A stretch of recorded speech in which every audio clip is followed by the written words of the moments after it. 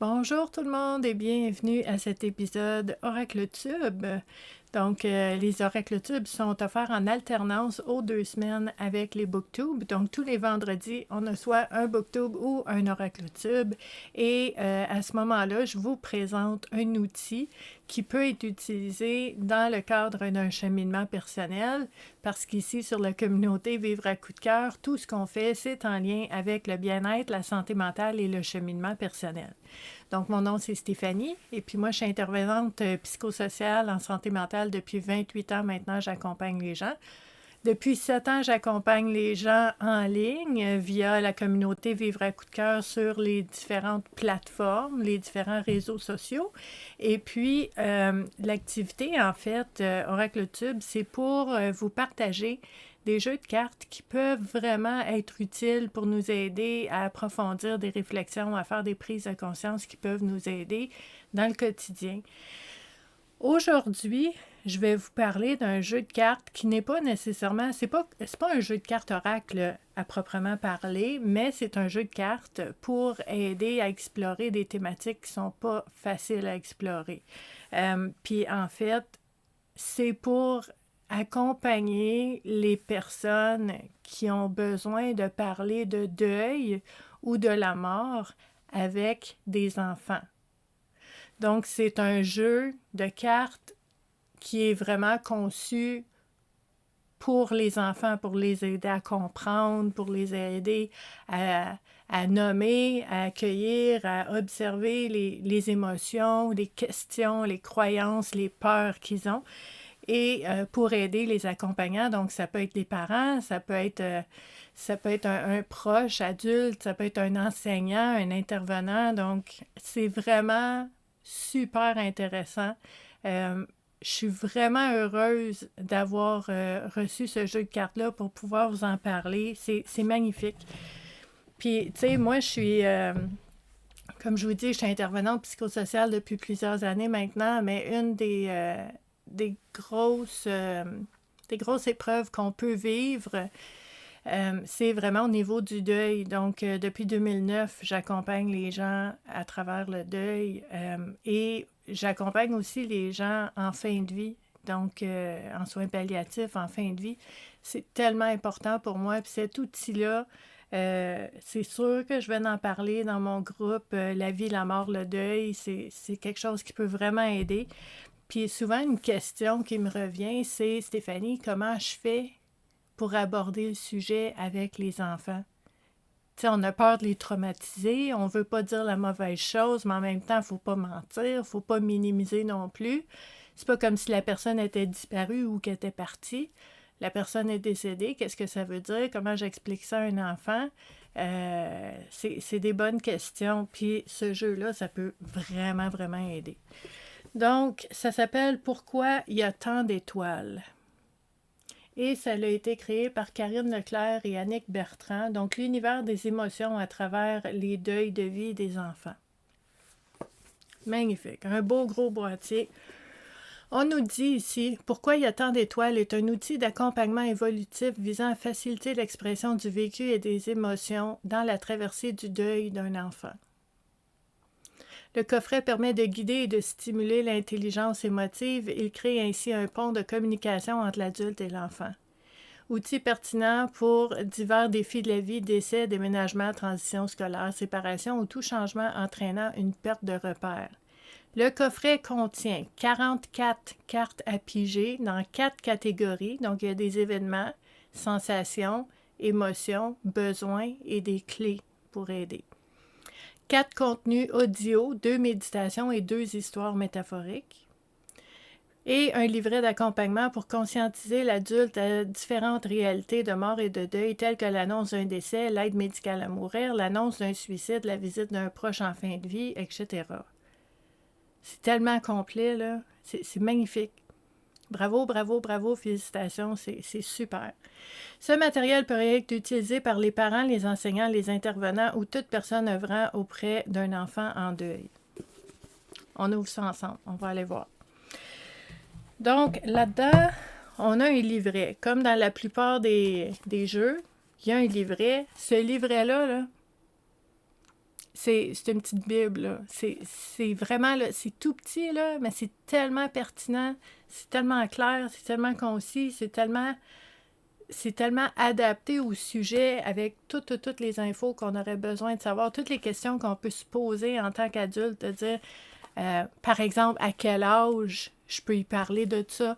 Quand il y a un deuil, puis que l'enfant, il a tel âge, comment il voit ça, qu'est-ce qu'il a besoin pour être réconforté, c'est quoi ses peurs, ses questions.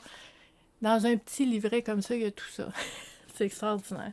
Donc, je vous ai sorti quelques post-it, là, mais vraiment, je vous dirais, ce livret-là, on pourrait le lire de A à Z, puis c'est tout est pertinent. Il n'y a rien de... Il n'y a pas de crémage là-dedans, là. Il n'y a pas de remplissage. C'est tout est pertinent puis super intéressant.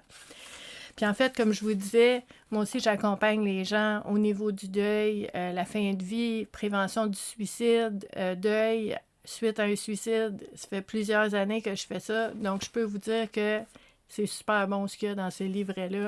C'est de l'information à jour. C'est vraiment... C'est très bien fait. Donc, dans l'introduction ici, on a ce coffret est la création de 2 cerveaux passionnés par l'humain et le deuil, au grand malheur parfois de leurs proches qui trouvent leur intérêt un peu morbide. Ça arrive, je comprends ça. Quel bonheur pour elles d'associer leur passion et de collaborer au service du deuil pour les nouvelles générations. Nous comprenons qu'en tant qu'adultes, nous n'avons pas été éduqués à la mort, aux émotions et aux pertes de tout ordre. C'est exactement pour dédramatiser ces réalités que nos 2 cerveaux se sont embrasés de créativité pour la conception du coffret « Pourquoi il y a tant d'étoiles ».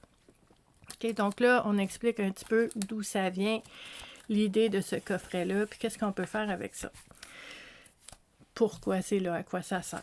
Ensuite, fonctionnement du jeu. Parce que c'est un jeu, en fait. C'est un jeu avec des cartes. Je vais vous montrer les cartes aussi. Donc, Pourquoi il y a tant d'étoiles est un projet qui prend vie par cette volonté de faciliter la communication et de renforcer l'expression des émotions de façon fluide et ouverte à la suite d'une perte ou d'un deuil. Donc, on a ici, on nous explique... En fait, les objectifs de ce jeu de cartes-là, stimuler l'interaction et les partages entre le parent et l'enfant dans une situation éprouvante, permettre aux enseignants et aux autres intervenants un outil interactif d'accompagnement et d'empathie, proposer des indications sécurisantes aux proches aidants afin de renforcer leur confiance d'intervention, offrir un moyen d'expression pour l'enfant afin de l'aider à verbaliser ce qu'il ressent et à développer une association entre sensations et émotions. Normaliser et valider les émotions, préparer l'enfant à la mort selon son développement et son âge, préparer l'enfant à un changement majeur dans sa vie, changement de ville, déménagement, changement d'école, situation émotive, etc. Développer une hygiène émotive de façon ludique et efficace. Okay? On nous dit moment idéal pour utiliser le jeu. Lors de la routine du dodo, au besoin, vous pouvez laisser libre choix à l'enfant ou vous pouvez le sortir quand vous détectez des symptômes inquiétants ou des irrégularités dans le comportement de l'enfant. Quand il y a une émotion qui est présente, dans une activité scolaire en classe, un moment privilégié avec un intervenant scolaire. Par contre, l'accompagnateur doit choisir le moment, l'espace et le temps propice à une écoute de qualité, ne pas être pressé par le temps, être présent de corps et d'esprit, fermer la télévision, les écrans et les cellulaires, s'adapter sans se dénaturer et se faire confiance. Le jeu dure 15 minutes minimum à illimité, dans le sens que si l'enfant il a encore des choses à dire puis à approfondir, on continue. Minimum 15 minutes. Bon, ensuite de ça, comment ça fonctionne le jeu? En fait, il y a différents paquets de cartes. Il y a 1, 2, 3, 4 paquets de cartes qui sont utilisés pour explorer différents sujets. On y va en ordre. Mais avant de commencer, c'est important que la personne qui accompagne puisse lire la section pour l'accompagnateur. C'est quoi le deuil? Okay? On explique c'est quoi le deuil. Ensuite de ça, ça c'est beau, il y a plein de citations d'enfants aussi. Donc, elle fait dodo, chute pour ne pas la réveiller. Olivier, 3 ans, en regardant le cercueil ouvert lors des funérailles d'un proche. Comment les enfants voient les choses. Donc, Ensuite de ça, il y a Sèche tes larmes, grand-papa va les attraper. Marianne, 7 ans, la grande sœur de Marianne la console alors qu'elle échappe les ballons gonflés à l'hélium reçus en cadeau à son anniversaire. Il y a une belle citation ici. Ensuite, accompagner le deuil au quotidien. Comment on fait?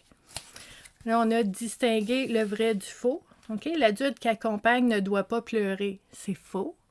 Puis on nous explique pourquoi. Je dois trouver une solution pour arrêter sa peine. C'est faux. Puis on nous explique pourquoi. Je dois expliquer tous les détails de la perte pour ne pas mentir. C'est faux. On nous explique pourquoi. Mon enfant parle en bébé ou mouille son lit pour attirer mon attention. C'est faux. On vous explique pourquoi. Il y a des réactions au niveau du deuil.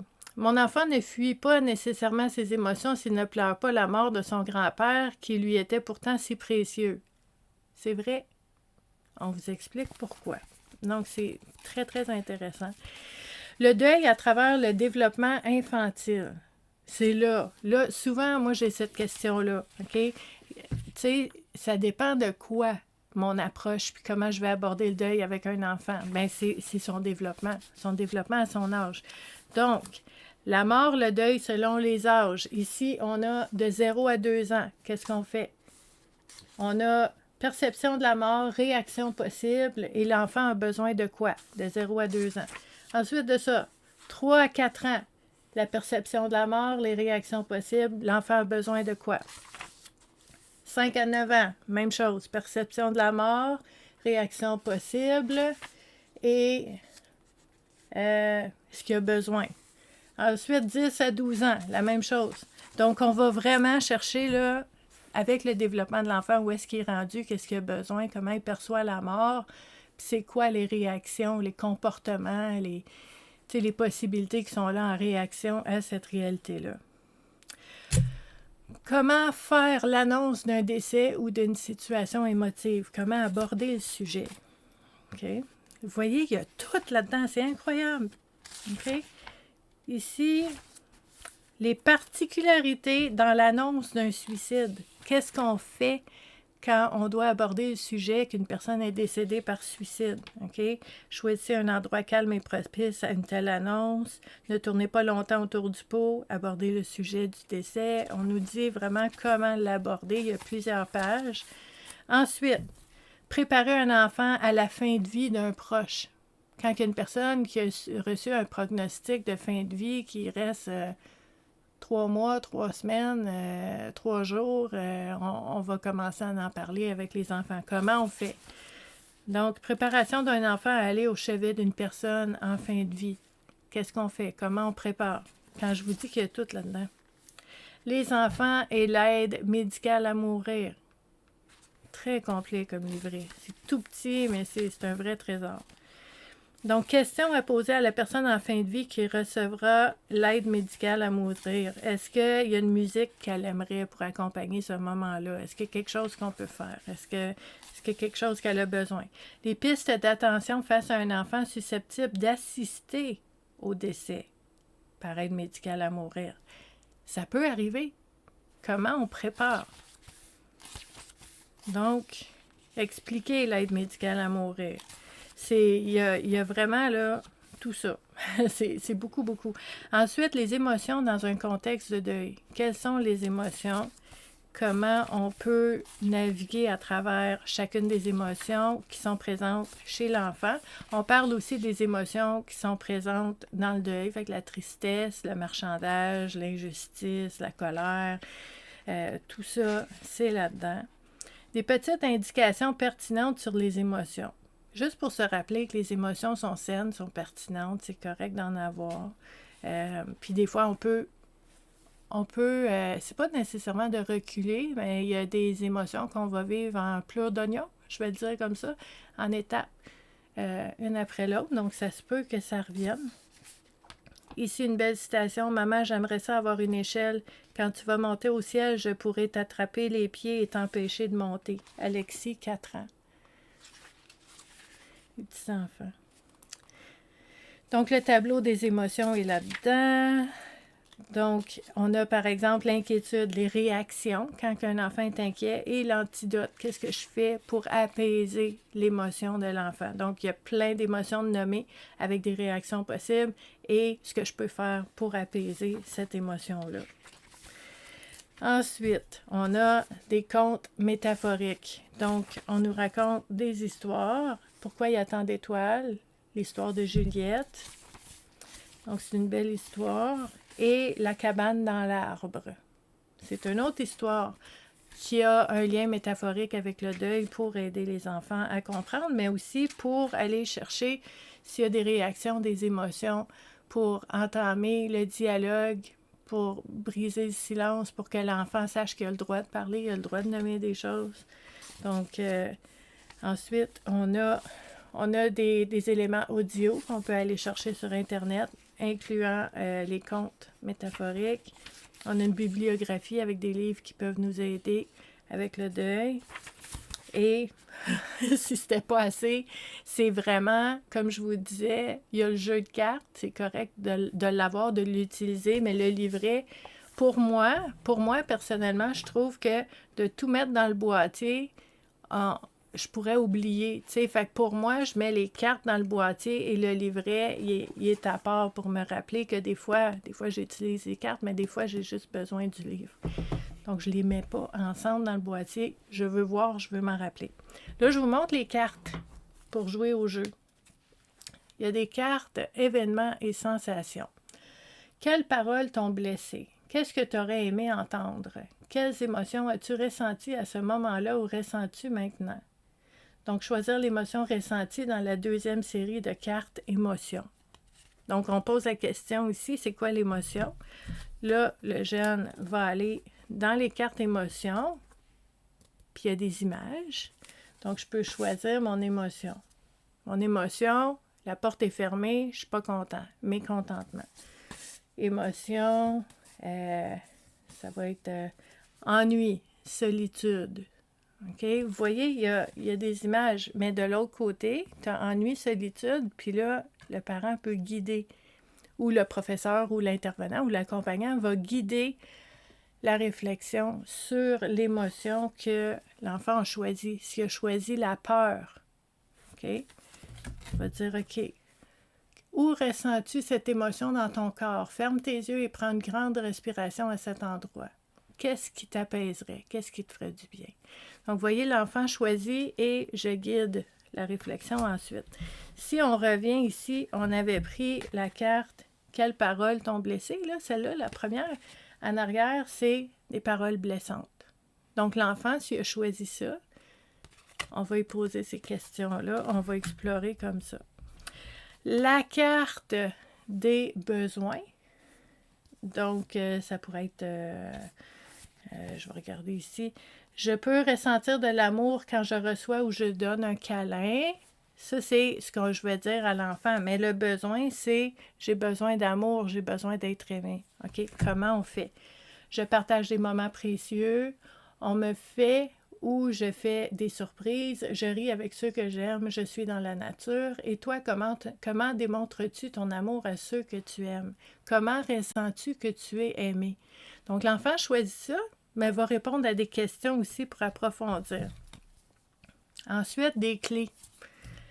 La clé. Par exemple, l'enfant choisit cette carte-là. Il dit « J'ai besoin d'une clé pour libérer un secret sans être jugé. » Puis là, toi, tu dis oh, « OK, c'est important ça. » OK, l'enfant a choisi cette carte-là. Donc, tu peux partager ton secret avec une personne précieuse pour toi, mais si tu n'es pas prêt, prends-moi dans tes mains, ferme les yeux et à l'intérieur de toi, révèle ton secret à ton cœur comme si tu le déposais dans un grand sac magique. Donc, l'enfant peut déposer son secret comme ça.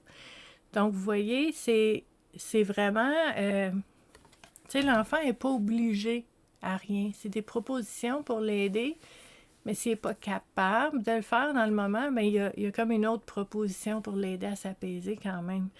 Donc, on commence dans le jeu.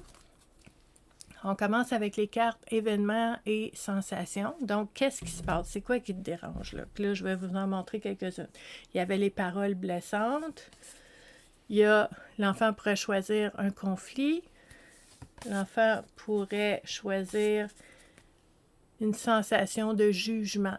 Il se sent jugé, l'enfant. Un sentiment d'impuissance. Il pourrait choisir les pensées négatives. Donc, il va choisir sa carte, puis en arrière, on va l'accompagner. Ensuite, l'émotion qui va avec. Je vous ai montré la peur. Il y a la honte. Elles sont vraiment belles, les cartes. Il y a la culpabilité. Il y a la tristesse. Il y a la colère, la frustration. Et quand il choisit sa carte, on peut l'accompagner. Ensuite, OK, tu me dis qu'est-ce qui se passe. On a parlé des émotions qui sont là. De quoi tu as besoin? De quoi tu as besoin? On a vu amour et être aimé. J'ai besoin de courage, qui pourrait te dire. J'ai besoin de réconfort. Peut-être que l'enfant va dire j'ai besoin d'écoute. L'enfant pourrait dire j'ai besoin d'exprimer quelque chose. Et si l'enfant choisit cette carte, on pourra l'accompagner. Ensuite, dans les clés, on a vu, OK, j'ai besoin d'une clé pour faire des beaux rêves, parce que peut-être que je fais des cauchemars depuis quelques jours, puis ça me fait peur. J'ai besoin d'une clé pour un privilège. J'ai besoin d'une clé pour faire la demande d'un souhait. J'ai besoin d'une clé pour ressentir de la joie et des rires. C'est ça que j'ai besoin. Bon, bien, si l'enfant a besoin de ça, on va l'accompagner. Hey, c'est tellement beau, là. Je vais vous mettre sous la vidéo un lien pour en savoir un peu plus sur cet outil-là qui est merveilleux. Oui, c'est un jeu de cartes, mais c'est aussi un livre qui est autant précieux, là.